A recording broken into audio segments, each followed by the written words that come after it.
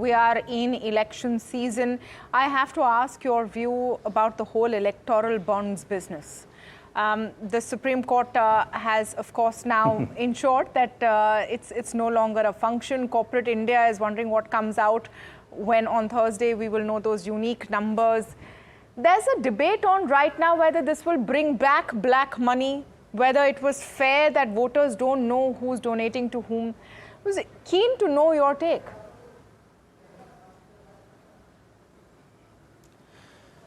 Well, this is going back to the days when these bonds were introduced and Mr. Arun Jaitley was the finance minister. And I generally found his argument reasonably persuasive that, look, on what previously existed, and we are back to that state now after the bonds have been withdrawn, meaning, further issuance of the bonds has been withdrawn. Bonds, therefore, to some degree was an improvement as far as I can see. Mr. Jaitley's arguments seem to make sense to me that, look, absent the bonds, we go back to the cash.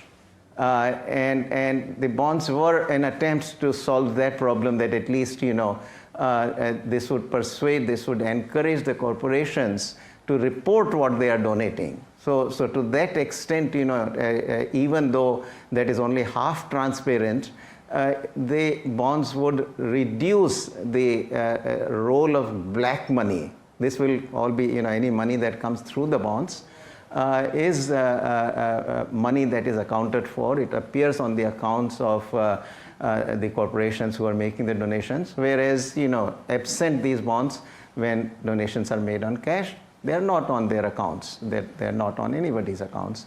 So in this sense, I think it was an improvement, and